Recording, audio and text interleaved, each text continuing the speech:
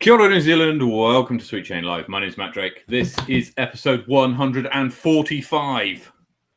And I'm joined this evening by my co-host, Morgan Harfeld. Good evening, Morgan. Hey, there it is. Hey, Matt. How you doing, my man? I'm doing very well, thank you. I'm doing very well. Lots has happened, in the last week. You've been a bit busy. We've all been busy, man. But, I want to hear, before you get into anything I've been doing, and we're not there yet, but I want to hear about Faultline. Look, so Faultline was at the weekend. It was a fantastic tournament, as ever. Liz and Jack Mocker do a brilliant job of hosting Faultline in one of, in my view, the best disc golf courses in New Zealand. I think Harcourt Park is a beautiful park. It's as a course that's in the ground. I think it does really well at like a permanent course in the ground. I mean, not one that's been made specifically for a tournament. I think it does really well as a tournament course. And if you have listened to past podcasts, then you'll know what I mean by that. I mean, there's lots of holes that provide separation in scores, and not many holes that are easy to par, or easy for a large part of the field to get a single score on. So I think it does really well there. California Park, as ever, there was a couple of changes which made it a little bit harder this year. But look, I love playing out on that, and it's a different kind of test to Harcourt Park. I played awful. So where did you come in? I'm just looking up the scores right now. Is that you down at about seventh-ish? I try a bit further. I think it's 8. 8. Okay, close. Which honestly, I was disappointed. I started off with a +9 at Harcourt Park, and I haven't shot +9 at Harcourt Park for years. Did that sort of set the scene for the rest of the week, or did you pull it back a wee bit? It's funny actually. We played the first round, and then it got to the second round. And in the second round, I must have gone like +3 through 4 or something like that, right? First 4 holes. And at this point, I'm just like, oh, for heaven's sake, this is ridiculous. I hate this. And so and that's exactly what happened. So I started just getting up to every tee, not thinking about it, just sling it. I mean, I putt quick anyway, right? As many people will attest to, but this time I was just stepping up, bang, and I was stepping up to my up shots, just throwing the first kind of thing that came into my head as being, this is the throw I should do.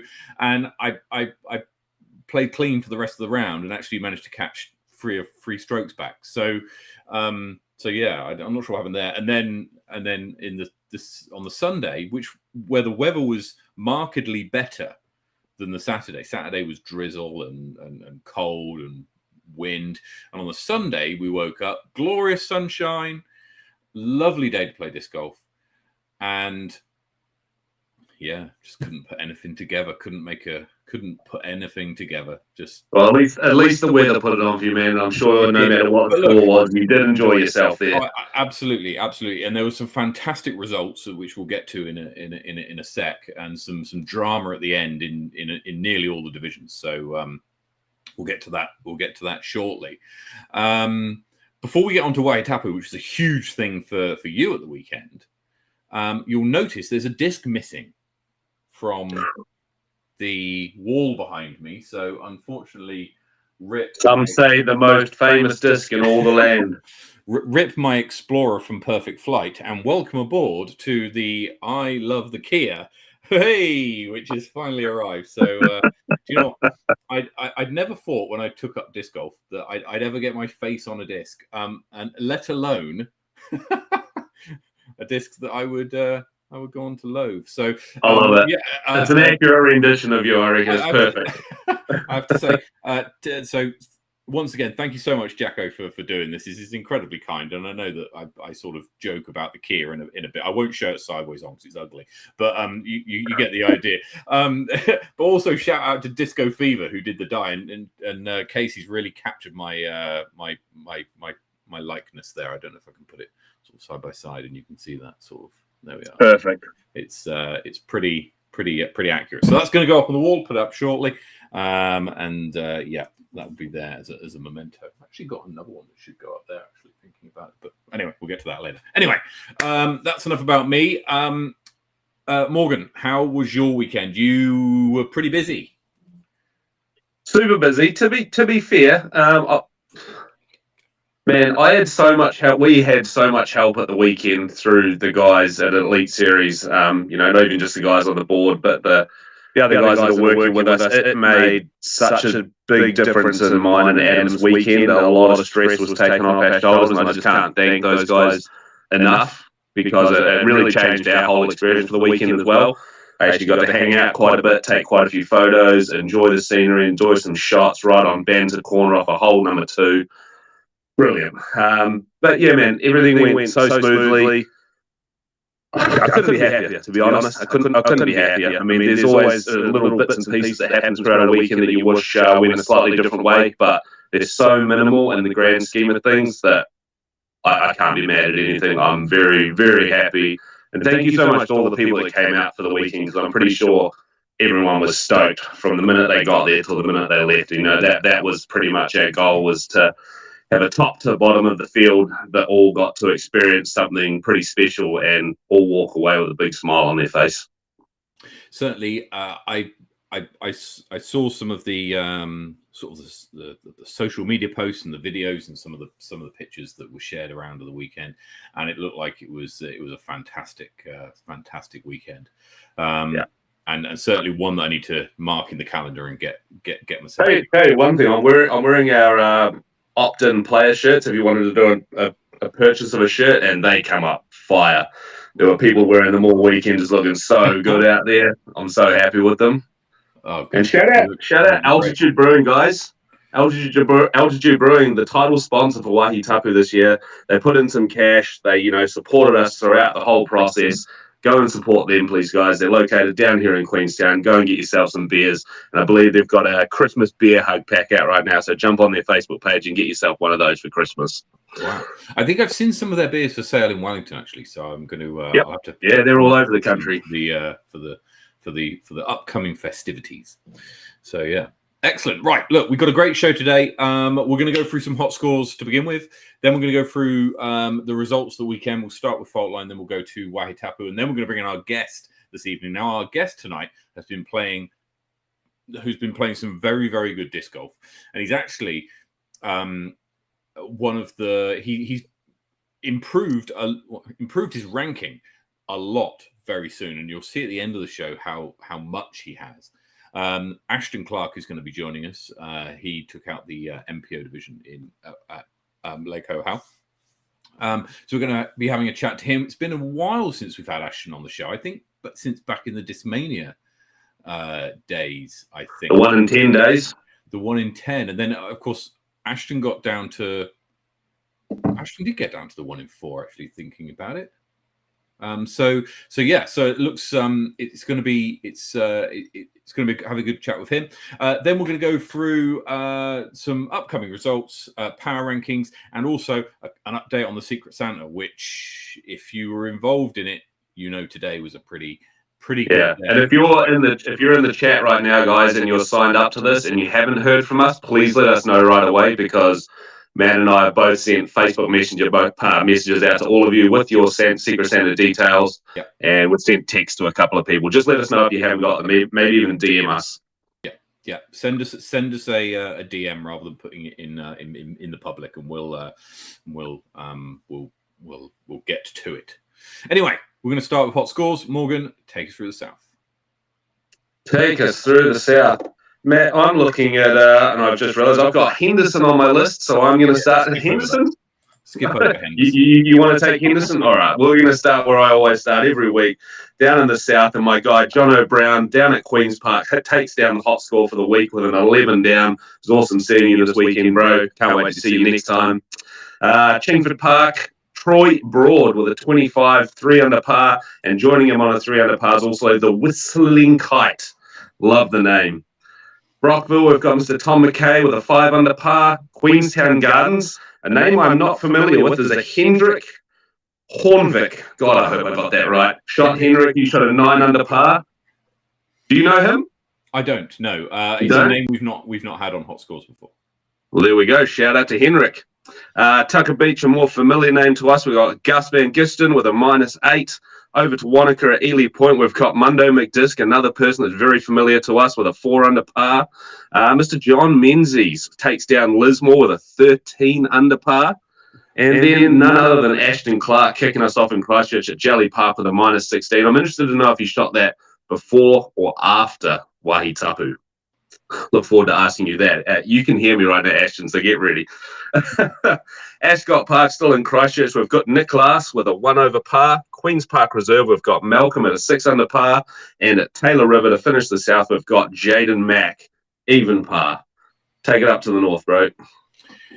Starting in the North Island, we've got the General Jung Ha, Nicholas McDermott, and the man, the myth, the legend, Simon Fogarty, who all hit 5 under par at Berhampore. Across the water, Koi, Troy Fagan and Flavio Mayorga battling it out, but can't decide who's best, tying as they do 3 under par. Andy Davey up at Harcourt takes out a 9 down. That happened at League last night. Incredible score, just over, I think it was 10.06 rated, which, to be honest, 10.06 for 9 down is daylight robbery. But well done to him. Over at Linklater, Johnny Wake hits 9 under par. And up at Maryland's, Brian Rawlins, Tom Roberts, and Conor McKinstry all hit 2 under par. Around Spa Park Black, Callum Petman and Steve Lawson tie at 2 under. And at McLaren's Longs, it's Disker and John O.C. who hit a 1 under par. And Richard Waterson goes round Henderson with the hottest score of the week with an 11 under par. So congratulations to everybody there. What we find is that this week, particularly, there was lots of ties at the top, which is interesting. Some lots more people getting out and playing and shooting some pretty good disc golf. Well, that weather's heating up, man. We're definitely seeing a lot more people out on the course at the moment. It's some pretty blimmin' good weather across the country. Absolutely. Just a quick comment before we move on to the results. Anthony Gilbert puts that Flaxmere Park needs to get some hot round love. Always gets missed. It does get missed. The reason why it gets missed is because we can't feature every course in the hot scores. Okay, and Scott is asking about Brooker Ave and Warren Park. Brooker Ave used to be there. We can't mention every course in the country on hot scores, else we spend the whole show just doing hot scores. So what we do is we pick out the most popular courses in the country, and we base the most popular courses on the number of UDisc rounds played in the previous year. Now, and every sort of February time, sometimes March, we do a show where we look at the stats. At least we have done this for the last 2 years. We look at the stats, at the UDisc stats of the previous year, compare it, look at trends, try to kind of reach some conclusions about what happened in the previous year and how many people are playing disc golf, where they're playing disc golf, what courses are they playing, how often are they playing, is it 20 rounds of different people, or is it one person playing 20 rounds, etc. So we look at all of that, and we'll be doing exactly the same thing, and it's at that time that we normally refresh our hot rounds list. So if you want your local course to be in the hot rounds, you can do 2 things. You can go out and play it, and you can convince other people to play it and score it on UDisc. And if you do both of those things, then it won't be long before it makes it into one of the top courses. We also and so each of the top courses that we've mentioned, we generally aim for about 20. If you go back to about March last year, I think you'll see the episode where we talk about the things. Now, it's always changing, and there's new courses that suddenly become very popular, which we can't always kind of capture in time, and we do try and do that. We're probably due for a refresh, and so in the new year we'll look to refresh our list. But it takes normally until about sort of February and March for us to get the data from the UDisc data analytics teams over to the Sweet Chain data analytics team to be able to do their thing. Right. Let's have a look at some results then. So the first results we're going to have a look at is Faultline, which was played at the weekend at Harcourt Park. So let me just see if I can grab the results here. This is the results of MPO. So first up is so this is the first division, Morgan. There were 4 divisions that went to playoffs this weekend at Faultline. When you consider there's only about 6 divisions anyway, 4 of them went to playoffs, and the first one is between Johnny Wake and Andy Davey. So Andy Davey, I believe, had a 1-shot lead going into the last hole. Johnny took the birdie on the last hole. Andy took the par, which then forced it to a playoff. And then they played hole 5 as a playoff hole, which is the big hole that runs in front of the soundstage at Harcourt Park. If you've played it, and Johnny essentially parks it. He puts it, I think within about 5-6 meters, and takes out the playoff. And those 2 very comfortably over the rest of the field. Chris Sinai finishes in second place. Chris Sinai did get an ace on hole 2, and Johnny Wake also got an ace on hole 9 at Harcourt Park. There's actually a video of that flying about. Brodisc were there at the weekend doing lots of filming, and they actually captured Johnny's ace. It was a lefty sidearm up the hill. If you know hole 9, it's quite a short hole, but the basket's on a bank, so there's always a danger you're going to roll down. I just have a quick question on Johnny, Matt. Yeah. Is he the most improved player of 2023? Got to be. Because it's kind of seeming that way. We're closing out 2023, started December tomorrow. And his name for the last 6 months is just popping up everywhere. It has to be. And I'll tell you why it has to be. It's because he played his first round on Boxing Day of last year, right? So on New Year's Day, his total number of disc golf rounds played, not tournament rounds or like UDisc scored round, his total number of disc golf rounds he'd ever played was 2. Right, so to go from playing 2 disc golf rounds to being ranked in the top, I don't know what I can tell you where he is. He is ranked currently. Johnny is currently ranked. Where is he? 14th in the country. So to go my God! To go from playing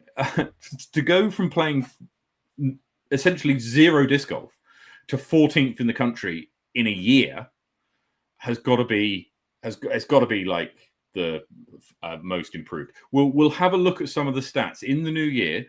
We'll have a look at some of the stats comparing where we were last year to this year, and you never know, if we're lucky and the data analytics team get a chance, they can put some cool motion charts together, which will show. Yeah, without looking at stats, it just seems that way, and you're right. It seems so clear. It's like daylight. I can't think of pretty incredible who's burst onto the scene this year and is more highly ranked than he is, or someone who is has been around for a while, but is much higher ranked than he is. It's incredible. Anyway, Brett Carlisle says Johnny needs to write a book. He'd make a killing. Well, it's a fantastic rise. I'd send that out of my Secret Santa. Just saying. Right, let's have a look at the other divisions. There we go. This is MA40, huge division, the best division. And you'll see here, so this was a playoff between Stan Morris and Ryan Kiddo. Unfortunately, Ryan, I did miss you at the weekend. I didn't manage to play on a card. That was largely due to me playing crap and Ryan playing brilliant. And it was the last round, playing very consistently all weekend. And it was actually the final hole of these guys. The MA40s were finishing on hole 2. They started on hole 3 at Harcourt Park, and they finished on hole 2. And I was finishing on hole 3. So I was just round the corner from them, so I could hear what was going on. And I heard Ryan's putt go in, and then a massive cheer, and he runs it in, and that was for a birdie, which tied up with Stan, and you'll see from the scores, Stan shot an 8 over par in Yeah. the final round, right? Ryan goes evens. So he had an 8-shot lead going into the final round, but Ryan brings it back and takes it down to a playoff between the two.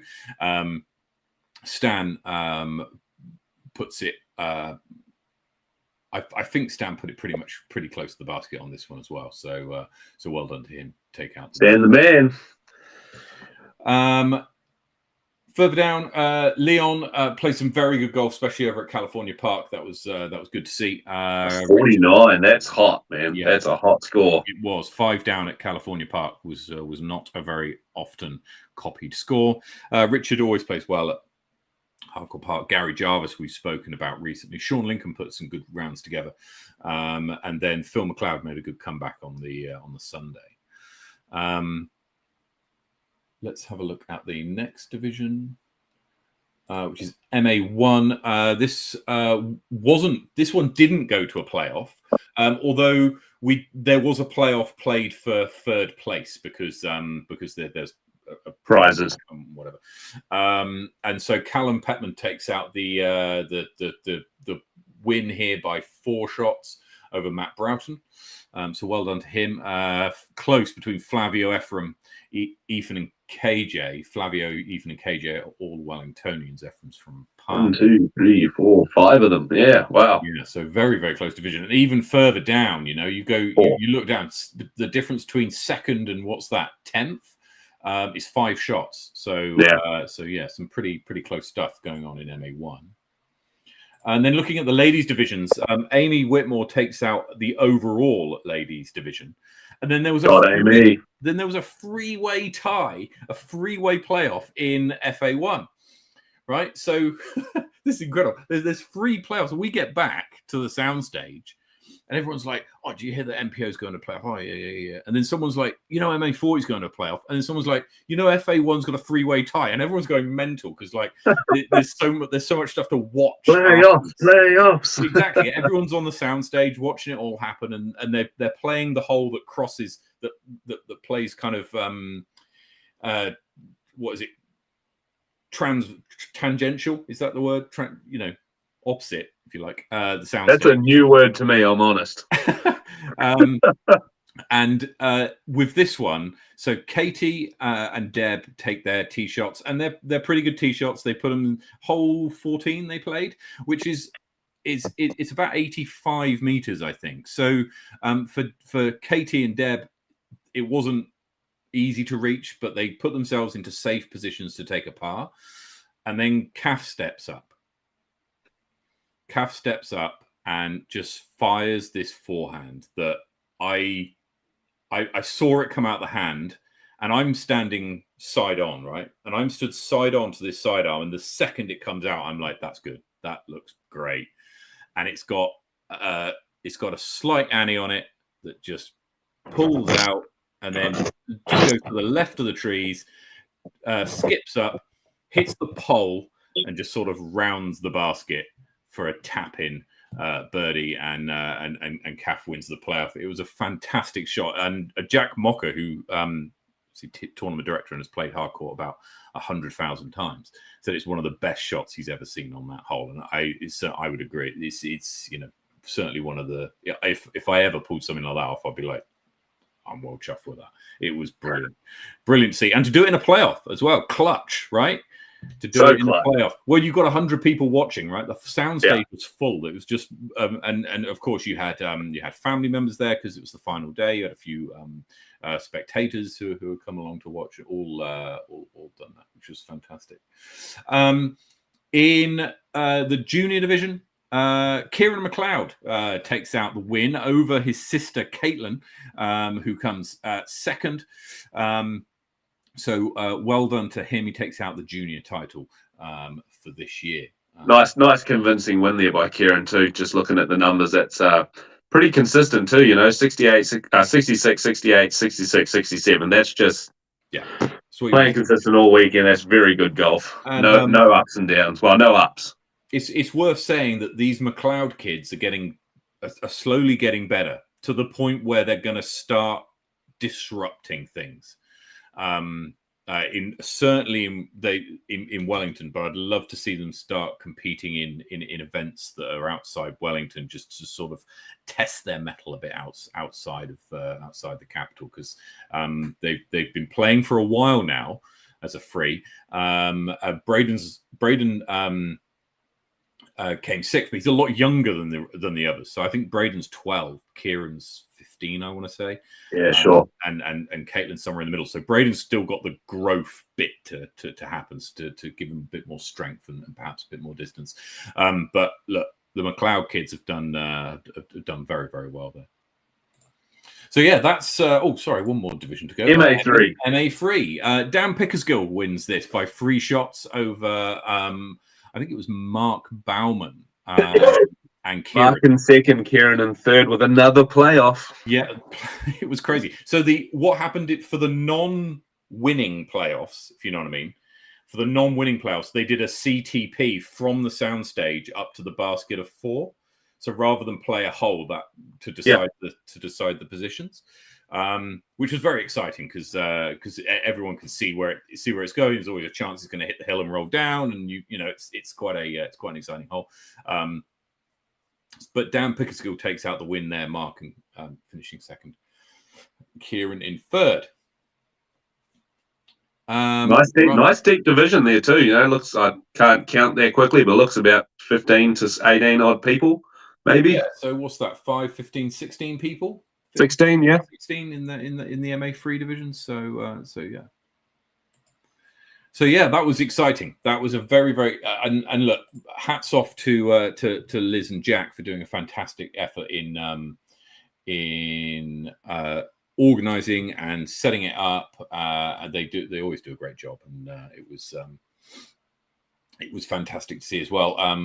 I only hear good things about their events, especially that one there. So, yeah. Look forward to making it up one day, guys. If you're listening, I promise you I will make it. Well, there was a comment made by, I think, both Liz and Jack independently, which they said, we'll go back to PDGA next year because trying to do everything on spreadsheets was annoying. And I kind of saw it from a TD's perspective, and actually the PDGA app, etc., makes things a hell of a lot easier. So if you're a TD, don't complain about the fee that the PDGA charge, because they're tools for like making cards and scoring and making things. It allows you as a TD to actually have time to even eat your lunch between rounds. So that's what we're paying for, just a quite expensive lunch. Yeah, I mean, I was watching Liz for a bit during my lunch, and she was just like that, tapping away, trying to getting all the scores in and whatever else. Right, let's have a quick look at Wahi Tapu. Let's head down south and let's have a quick look at the results here. Ashton Clark, as we know, takes out the win with a 10-13 and 10-05 rated first and second rounds. The 10-13, Sebastian Faulkner hit the hot round of the weekend with a 10-16 in the final round. He was coming in hot down the stretch. I tell you what, man, it's scary when that young fella starts firing, man, because if he has a few more holes, can be all the difference. And he's very good at closing out. I've found the hard way personally before. So yeah, having someone like Sebastian coming in hot on your tail for Ashton is you got to be wary and keep making your shots.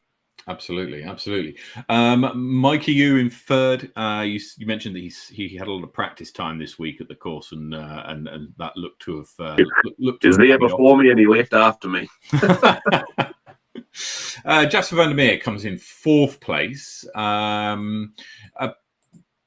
good performance, but probably one that he felt maybe he could have done a touch better given his recent performances. Second place at twice. I wouldn't say I played a couple of rounds with him. I wouldn't say he was like frustrated during his rounds, like about how the golf was going. It was I think just a few missed putts here and there that he'd like to have fallen, and it could have made all the difference. But that's what it comes down to when you're at the pointy end. Mm-hmm. Then you had Stephen Reed and Tom Strawbridge taking out fifth and sixth place. Now you've got this finals. You do the Super Six. What do you call it? Big gun shootout. Yeah, big gun shootout. Exactly. So you got in the big gun shootout, you had the top three MPO, and then as we go further down, we'll also see. So it's just to clarify what it is. It's the top 4 men from Group A, and then the top, just the way the divisions worked out, it was the 2 FPO players and the top 2 amateur ladies got to play in that as well, which was Alison Tweedy and Victoria Speller from FA1. Okay. Let's just have a quick look at the results going further down. So Echo Lee beats Hayley Flintoff with outside of the she had her number all weekend until it got to finals. That's kind of why I do like the big gun shootout, because you have that added pressure of all of the crowd coming and watching, supporting, and just it turns the mental game on a lot more. I'm not saying that Echo failed in that department. It's actually where I think Hayley rose up slightly, and she has a lot of experience in that side of things. So that was what it came down to. In MP40, Hamitia Fitu takes out the win here, narrow win over Johnny Ferrari. We said that Johnny might be there or thereabouts. Yeah, Johnny was pushing for that win pretty hard all weekend, and like, Johnny, you're probably watching, and I love you, man, but I feel like he put a lot of pressure on his own shoulders in between rounds. He was, at the dinner table like, man, I've got to get this, And it's not a negative. It's awesome. It's really awesome to see, because he really wanted that win, and so big ups to him for clutching up and doing his thing like he's been doing for years. And a red hot 10:23. That's got to be one of his best, surely. That 48's incredible to kick off. Down to MA1, Jin Kato takes out the win here by 2 shots over Sam Lykin. Good battle in MA1 there. It wasn't just those two, that's what the shows score at the scores show at the end rather. But pretty tight battle throughout. Even if the scores weren't quite there, they all knew they were in striking distance. I have had words with all of those guys, and even Sam's dad was talking to me yesterday and just saying how thankful he was to actually all the other guys that he did get to play with throughout the weekend, because they all supported him, knowing he was the younger guy, and they were having fun, but they all knew they were competing at that top end. So cool to see that coming through in MA1 division, especially with a couple of guys from my team, and Jin and Mark Rewe. So I was stoked to read that, hear that. Duan and Mark Rewe come in tied for 3rd, and then it's pretty tight after that as well, all the way down to 10th. In FA1, Victoria Speller wins over Alison Tweedy, although she was behind after the first round, and I can remember looking at the scores going, this is great. This is fantastic that it's so close. I'm sure actually that Victoria would have preferred to have somebody chasing and pushing her than to not have that. Yeah, for sure. And Alison just had a little bit of an upset, unfortunate round 2, and Victoria capitalised in the next 2. Strong performance from her, to be fair. Was even seeing them in the big gun shootout right at the end was some awesome shots. Awesome shots. Very impressive, both ladies. In MA40, Russell King catches up 8 shots on Hayden Shaw on the final round to push it to a playoff. Incredible. And which Hayden wins. But that would have been squeaky bum time coming down the stretch, I can imagine. Yeah. I think, and sorry guys if I get this wrong, I think they may have played 2 playoff holes. I think they might have pushed the first and gone to the second. I might be wrong on that. Someone, if you guys are in the chat, let us know.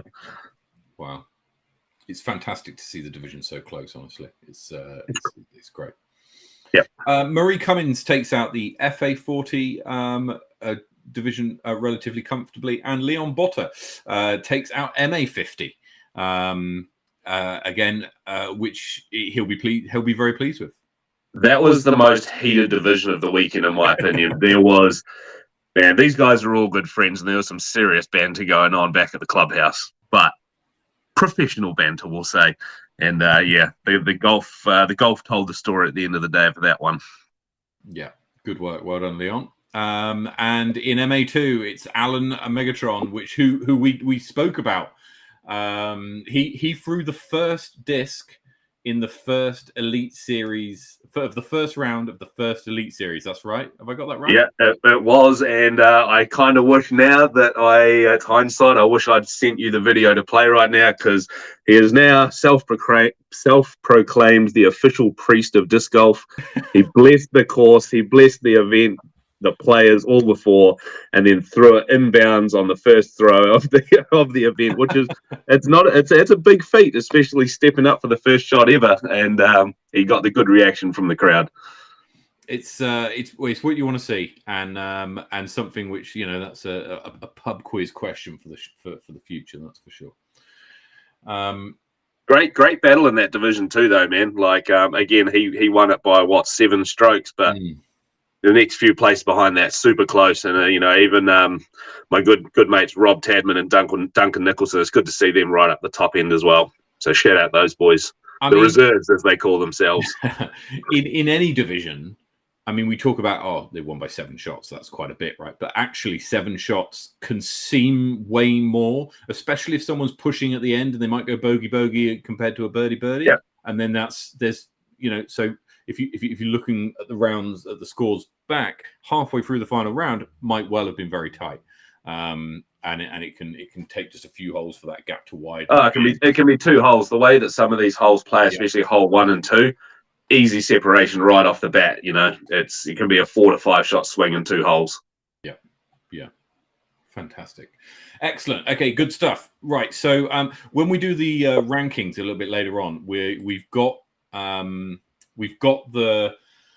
Wahi Tapu results locked in. I don't have the Faultline results, so the Faultline results aren't part of the rankings that we do later. I'll have to add them in later. And so they will get counted and they will get put in, and we may even see Johnny bump a little bit further from his 14th position.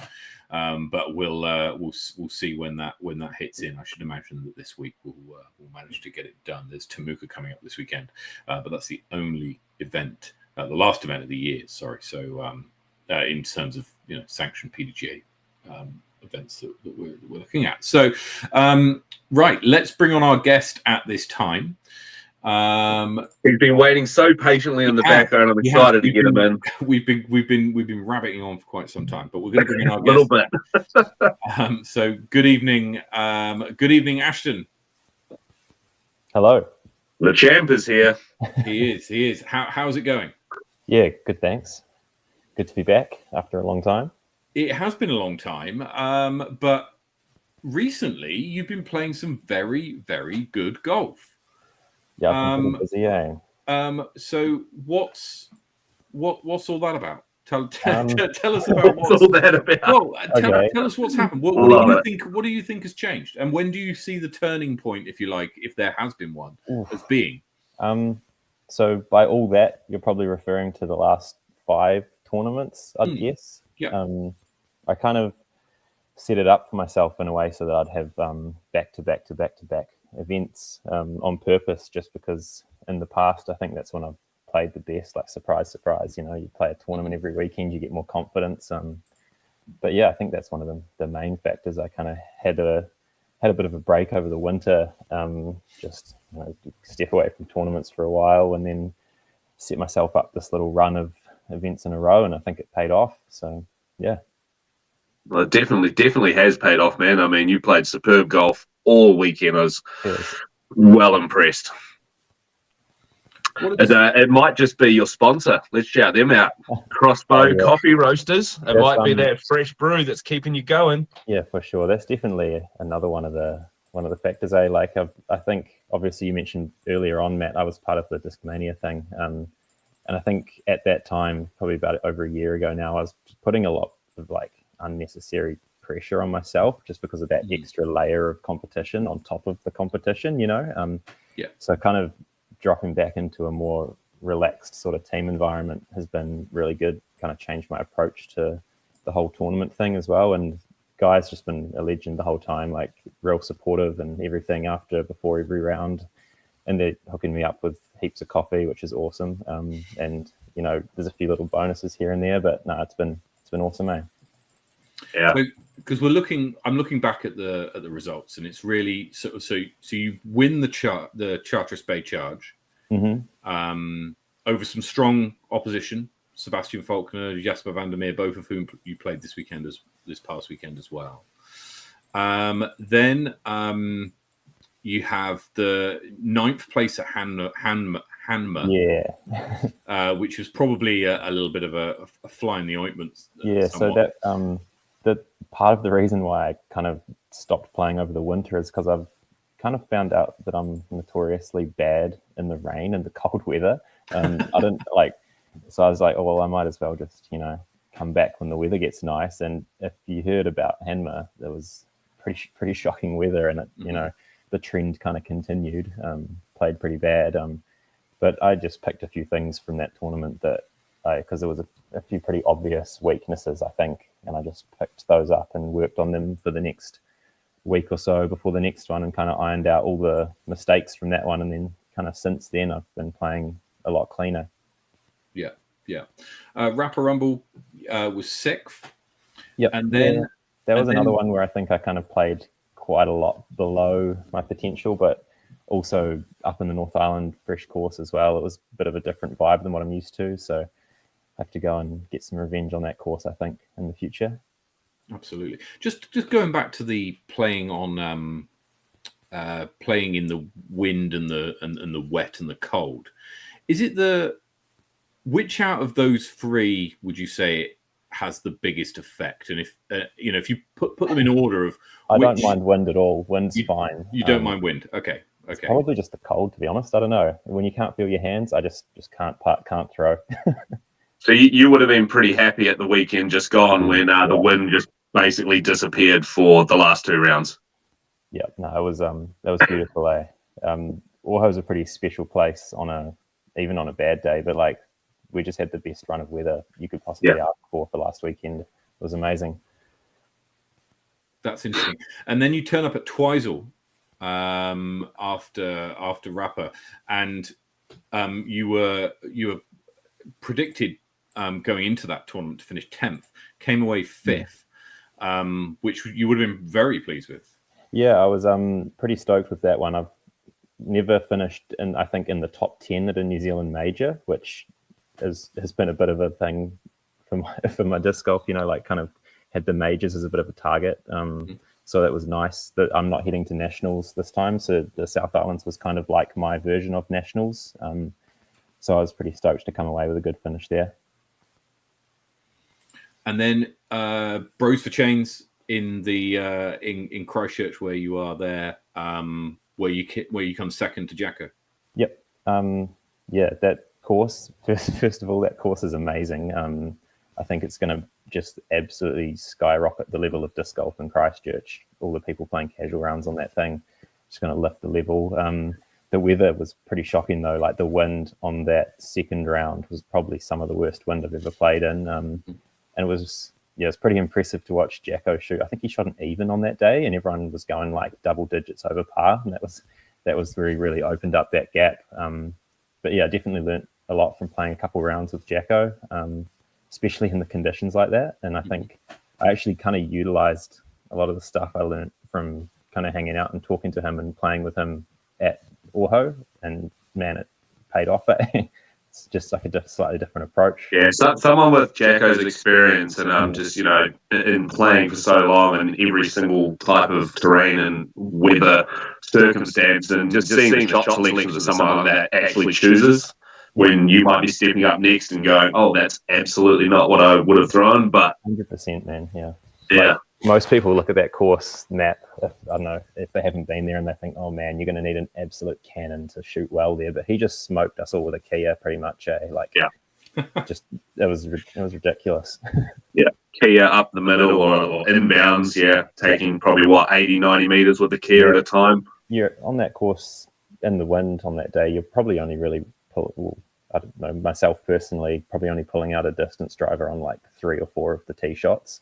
Wow. Just spike highs or something 9 speed or slower, and just stay in bounds is the key. And then you went into this tournament. You must have been pretty confident going in. Yeah, so like not taken away from anyone who was there, but looking at the list going in, I was feeling pretty confident. I saw. Did you realise I was 5th favourite and I was coming for you? Well, you did mention that after the second day that you could actually pull something sneaky off if we weren't on our game, and I didn't take it lightly, to be honest. So I might have pretended to laugh it off at the time, but anything can happen at that course. Well, I did do all right in round 2. Yeah, for sure. You definitely smoked me in round 2, right? I think. I got equal top score for MPO that day somehow, some way. No idea how. Yeah. Anyway, back to you because you're the important one here. No, that was a really enjoyable tournament. Already said that the weather was absolutely perfect. I think day 2 I probably should have shot a bit better, but I think one of the things that I did quite well was like the second round was didn't really go my way. Like I started quite hot, and then I had quite a few bad breaks and just a few like bad throws and stuff throughout the middle of the round, and kind of stalled out where the back 9 would probably be the more scoreable 9. I kind of went par through the whole thing and finished with a couple of bogeys, and then to reset and just stick to the exact same plan the next day and not really let it bother me, I think was probably the key factor that got me over the line. Nice. Yeah. So since you finished the Discmania 1 in 4 thing, it was well over a year ago now. But yeah, it was a while ago. It's about 18 months ago now. Actually, thinking about it. Actually, no, they announced the winners in what am I thinking? In GCO this year. Thinking about it, or shortly after, actually. Have you changed anything in terms of your bag? Did you move up? Or are you throwing pretty much a whole Discmania bag still? I still love a lot of my Discmania molds, obviously, because I stuck with that same setup for about 2 full years. So there's obviously going to be the go-tos in there that are not going to leave anytime soon. But I've changed out quite a few things. I've actually, I don't know if we're doing the 3-disc thing later, but I've actually put one of these in, Matt. You'd be stoked to see. Show you a bit of that action. Oh dear. Nobody wants to do that. Nobody wants to I used to throw zones for my overstable approach, and then I was with razor claws for a long time, and they were both really good discs. But since I've put this thing in, man, my confidence with my upshot game, especially forehand upshot, which has been something I've struggled with in the past, has just gotten so much better. So we sticking to my nice flat top glow Kia for a long time. I also chucked in a Firebird, Color Glow Firebird, and a Destroyer, but apart from that, it's mostly still my Discmania lineup. Yeah. Oh, and a glitch too, because there we go. Yes. Why not? I think I put it in just before the Ashburton tournament, and I got like the 3 outside circle 3 throw-ins with it. Just I was like, oh, this is staying in the bag. Yeah, look, it's a. I think it's a great disc for utility. It's a great utility disc. Yeah, it goes hard at Bottle Lake as well. When you're in those trees and you got to shape something that's like a nice sharp corner, but you don't have a disc that normally goes only like 30 meters. On that shape, so you just slow nose up spinners and stuff to get around those tight little pine tree gaps. Yeah. It's perfect. I've got 2 of them in my bag right now because I just can't figure out which one to take out. But they both they fly slightly differently. And you're right, I have quite a nose up game, so it's a perfect disc for my shot shaping. Yeah, man, they just go straight. Throw it at the basket, play catch, and there you go. Yeah, good warm up disc for sure. And I've just put a cheeky shout out in the comments down below for Guy McCracken and your team. Crossbowcoffee.nz, guys. Go check them out. Some of the best coffee in the country, if not the best. I'd say, yeah. There we go. Can you get that in Wellington? Can we get? They're based in go check the website out. Yeah, check the website. You can get it anywhere across the country. Okay. Excellent. Right now, I've had a quick look at your PDGA page, and you don't have any events coming up. No, not that are registered or you're enrolled in for PDGA anyway. So take us through what's your plan for, because obviously you've got a break now until at least the new year. Yeah. What's your plan in the new year? So like I said, I kind of lined up a pretty jam-packed month and a half of disc golf for myself. So I'm kind of looking forward to a break from tournaments. And looking towards next year, it's probably going to be Bottle Lake, my first one, because it's obviously a local event for me. And apart from that, I don't really have too many other plans. I'd love to get to Paradise. I've never been there, but it is consecutive weekends, obviously, with the Tour Down Under, so that's going to be potentially a bit of an issue, but definitely Bottle Lake at this point. Do you think you'll get to Nationals? No, I'm not making it this time. No, which is a bit unfortunate, but being the other end of the country and travel and expenses, and then also just other stuff going on at that time of year. I've got not playing disc golf 100% of the time, doing some other holiday stuff, and excellent. So just Bottle Lake for now, and then and then see what other events perhaps pop up later in the autumn. Exactly. Yeah, good stuff. I mean, I don't know if I'll be able to stay away for too long, but we'll see how we go. Well, we see you putting in the hot scores around Jelly Park all the time, right? Because obviously we do the hot scores each week. Work, home, or jelly. Yeah. Do you but you've got quite a good choice in Christchurch now. So outside of Jelly Park, if you were going to go for a round that wasn't in Jelly Park, where would you go? At the moment, well, until very recently, probably Bottle Lake. Even though it doesn't have the baskets installed, it's still my favorite course to play. Probably my favorite course that I have played. So once those go in, man, it's going to be unreal. But living in Riccarton, it's at least, if there's traffic, it's a half-hour drive for me to get over there. So I'd kind of just stick to Jelly because I prefer Jelly over Warren Park. But it's just, I'd like to change it up sometimes, but Jelly's easy and close, and it does the job, get pretty good. I'm super excited for that Bottle Lake course, man. Like, as soon as that's in, you're going to find me coming and checking that out. Like, I grew up right on Bottle Lake Forest as a child, and I'm hyped for it. Have you played it already in its current state? No. It's sad. I haven't been home in quite a while. Yeah. Because they're good tone poles as well. They're not just like a Waratah. They've got the big PVC and everything. They've done sweet. Curve done such a good job. Yeah. I've heard they've been putting in so much work out there, man. It's epic. It's going to be quite an interesting event that we have in early next year. Obviously, the third event in the Tour Down Under, which being back to back. Is going to be quite interesting. And you mentioned it there, Ashton, about being able to perhaps, are you going to get to Paradise? Not quite sure because it's back-to-back weeks and having to kind of pick and choose if you can't, commit a month to disc golf. Yeah, I think realistically it's probably just going to be the one, but we'll see what we can whip up before then. Yeah. So how do you? So you mentioned that you were struggling in the cold and the wet. Or the cold, rather, I should say. Yeah. How do you? It sounds like a silly question to ask, I guess. But do you get better at playing in the cold by just playing in the cold more, or do you try to prepare for the cold by, like, I don't know, heat pads or gloves or something else that I don't know. Maybe that's my problem. I've never. It just sounds like you're refusing to play winter golf to me. Not really. Hey, I came to South last year. It snowed, I played in the snow. It was fine. No, I don't really want to make it a thing. It's just a trend that I've noticed. So I decided to kind of just, dip a few winter tournaments this year, and I think it paid off.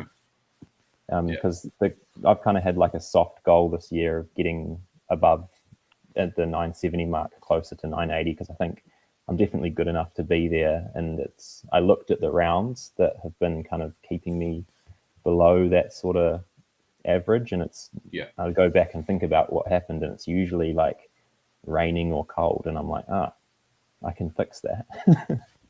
Just looking at this, actually, when the next update goes in, Bros for Change will drop off, which had a 10-10 rated round in it, but it also had a 964. Yep. And Bros for Change, obviously you came second and would have had some good rated rounds in that. Yeah, I think. Just trying to find it. I'm not sure of the numbers exactly, but I think for the last 3 or 4 tournaments, I've squeezed in at least 2 or maybe 1,000 plus per tournament, which I'm pretty stoked with. You got 2,000 rated rounds in at Bros for Chains, and then at the weekend at Wahi Tapu you had 2,000 rated rounds as well. So actually, you could see you get a little bump in the ratings in December. For anybody wondering, the ratings for the PGA ratings get updated on the second Tuesday of every month, and include tournaments that have had their event reports submitted and ratings confirmed prior to that date. So it's not necessarily the calendar month before. It can even be. Can confirm Wahi Tapu results have been done through PDGA. There we go. So on the 12th of December, or rather the morning of the 13th of December. This month, then. Yes, there'll be quite a few that will go through. Just the sheer amount of tournaments that have been played. If you wake up on the morning of the 13th of December, that's when we should expect to see the changes in the ratings for this month. So yeah, look out for that.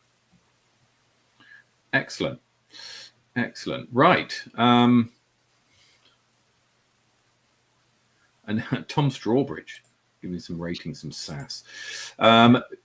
So talk us through Morgan and Ashton. There was a question earlier on about the skins that was played at Wahi Tapu, and the comment I think was that perhaps Morgan's memory might not be the best at it. I can't think why, but just talk us through. Look, who's in the chat abusing me? Name and shame them. Talk us through what happened in the skins.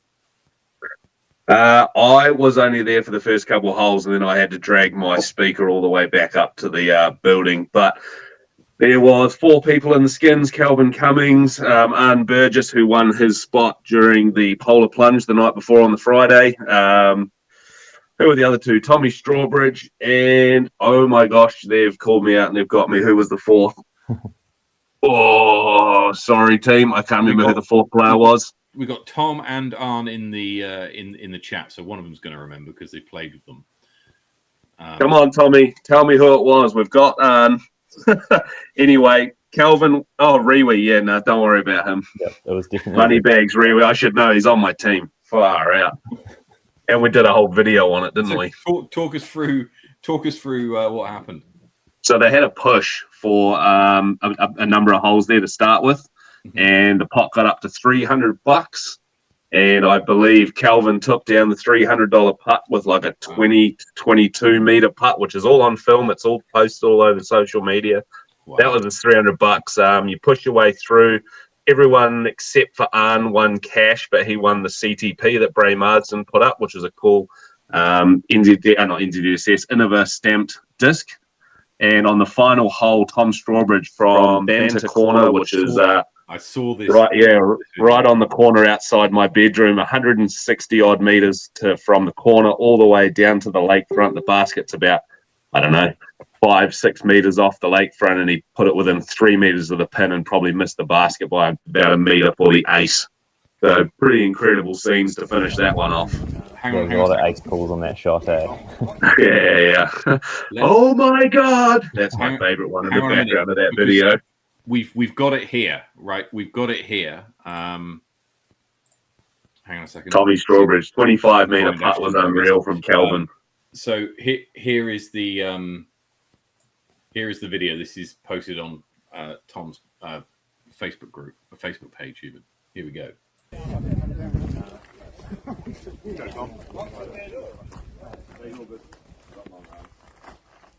So how far is this hole? 70, isn't it? Yeah, I think it's about 164 off the top of my head. Oh my God! Get him! Oh! So I think he was throwing maybe a pro strike. Obviously turned over out towards the tree. Everyone's calling for it to either go in the lake or go in the hole, and bang, just short. I feel like I heard him say G-Star Destroyer. Oh, really? Well, he's in the chat. He can tell us. Right before the final hole of the shootout, I asked him what he threw because he threw it so well. Yeah, actually, I think you're right. I think what I'm thinking of is Phil Bother from T-Pad 2, which is about another 70 meters back. put it within a meter. Sorry to take away your shine here, Tom. Put it within a meter from that tee pad to that basket, which is over 200. Where's the video though? No, no, I watched it. It was crazy. I may have the video because I was filming it. I have to check all my stuff. Well, Got plenty of footage from the weekend I haven't even had a chance to look at yet. I was going to say, it sounds like there's going to be quite a few videos and photos still to come out. So yeah, and shout out to I mean, there were 4 aces across the weekend on the tournament. Riley Bruce, the only one to put into the ace kitty, and he took hole 17 down, which is on video and all over socials as well. And then there was a couple of people, Hemi and someone else, on hole 1, which is just an incredible ace downhill, 100-odd meters, 104 meters, I think, or maybe 114. My memory is shocking. These guys have called me out right. Yeah, 2 aces on that hole is just insane, to be fair. Yeah. So look, it sounded like it was a fantastic weekend. We're looking forward to seeing all the videos and photos when they come back. Ashton, look, thank you so much for joining us tonight. It's been great fun, and look, very best of luck at Bottle Lake and with your kind of, now you've finished your little string of tournaments. You can have a break and relax and if I can give you one piece of advice, if you're going to take the winter off, you might as well go and be our newest export and head off to the States. That sounds like a great idea. Absolutely. Maybe one day. That'd be nice to play over there eventually. Yeah. Thanks, Ashton. Cheers for having all me, right. guys. Cheers, Ashton. See you soon. There we go. Great Good performance. stuff. Great performance at the weekend. Yeah, absolutely. We've got, I'm just laughing at some of the comments here. We've got Art in the comments going, Tommy's pond putt cost me $150, which pushed the hole.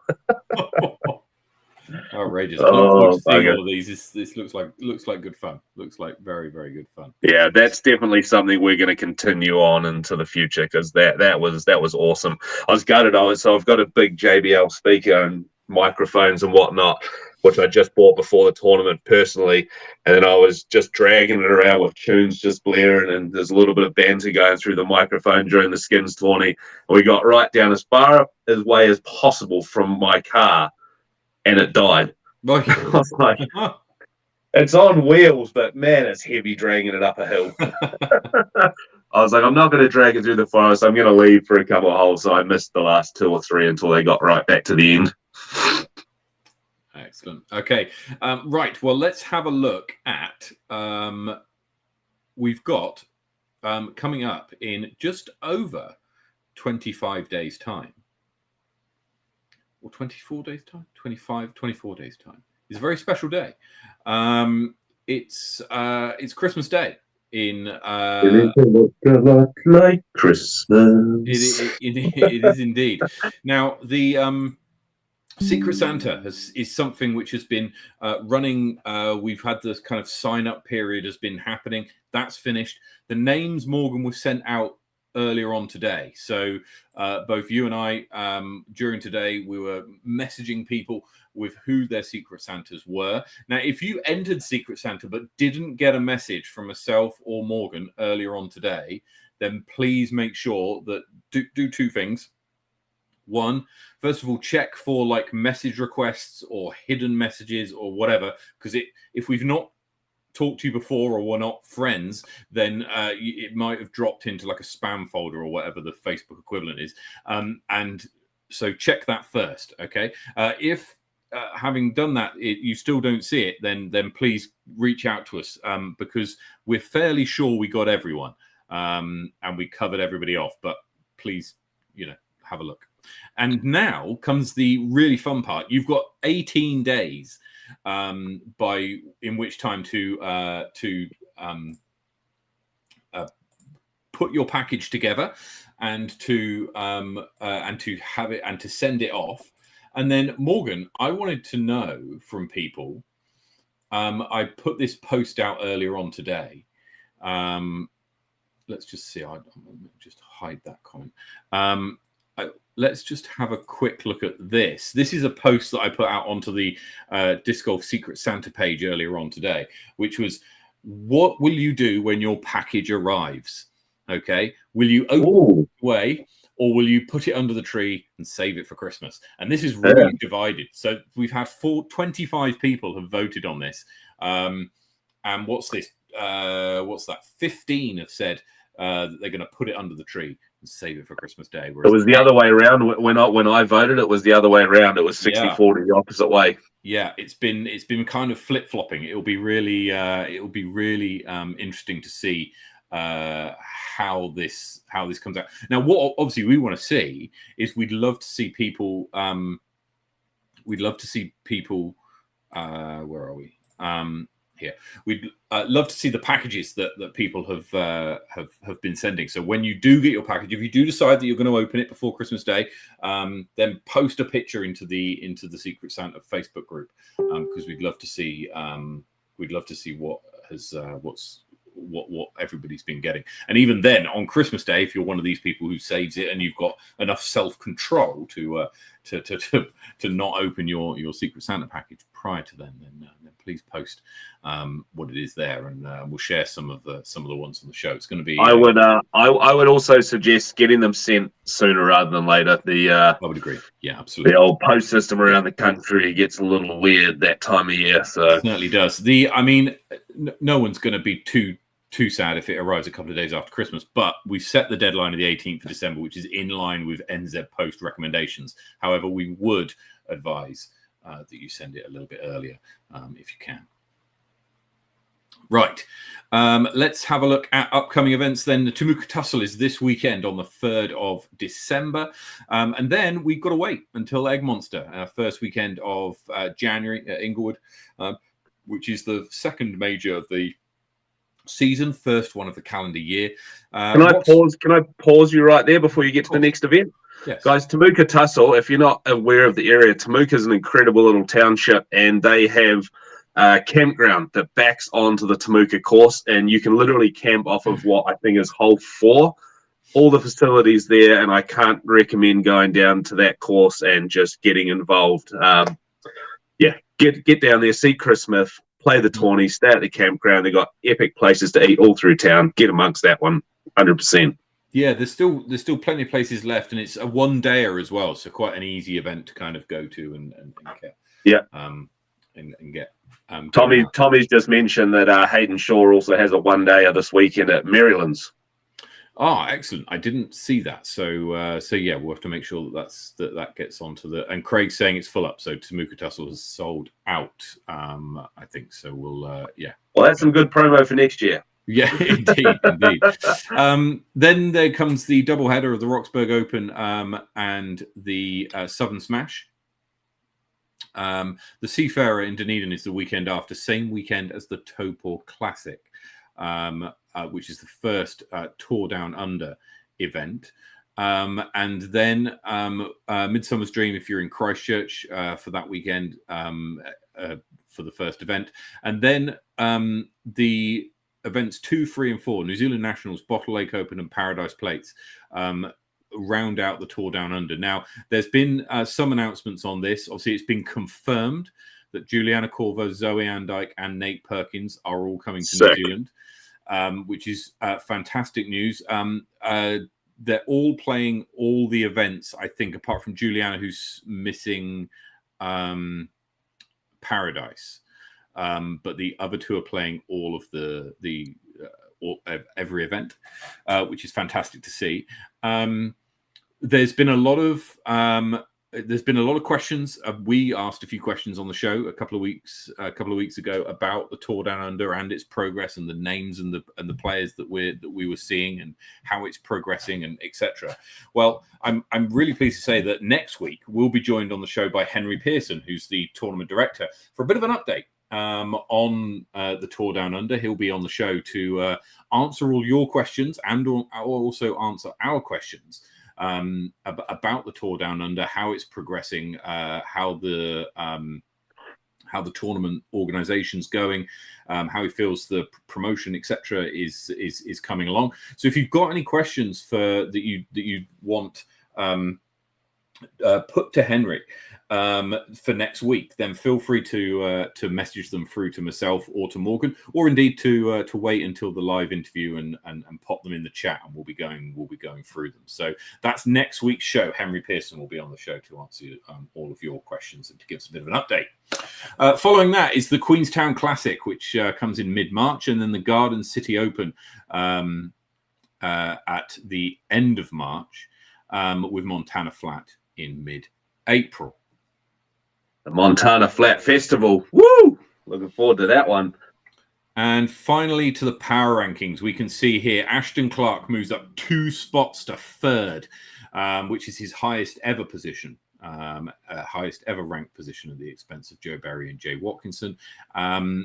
Jasper van der Meer moves down 1 spot, and Sebastian Faulkner moves up 2 spots. Of course, Armageddon on the 6th or 7th of April. I need to add that to the list. Thank you very much, Tom. And Hemi, after taking out MA40, moves up 12 spots to 18th. So congratulations to him. Let's have a look at who else is the big movers of the week. Who else do we have? Sam Lykin moves up to 54th. Hayden Shaw moves up 23 spots to 86th. And Raymond Chalkley moves up 63 spots. Yeah, Ray. He got the Paul Macbeth CTP on day 1 of Wahi Tapu the weekend just been. He won himself a nice signed Paul Macbeth Luna. Excellent. So there we go. We've got quite a bit on over the next couple of weeks. We'll be looking at the results of the Temuka Tussle, as we said next week, along with having our guest Henry Pearson on the show. Please, if you like what we kind of do and you appreciate the kind of coverage that we give you, then please consider subscribing to our channel on YouTube. It's absolutely free. Just hit the subscribe button. Amazingly, Morgan, about 25 to 30% of everybody who watches this show isn't subscribed. Come on, guys. Well, like, follow, subscribe. If you like what we do, hit that subscribe button, and you'll get to see more of what we do. And yeah, don't forget to tune in next week. Going to be a great show because we've got some very key questions that we're going to be asking Henry of some very big tournaments coming up in the new year. So stay tuned. I think he's going to have some exciting news for us. I'm looking forward to it. There's definitely some big things brewing. So fingers crossed. Fingers crossed he does. But anyway, best of luck to everybody playing at the Temuka Tussle. Well done to everybody who played Wahi Tapu and Faultline last weekend. And wherever you're playing disc golf, take it easy, play well, get some birdies, and we'll see you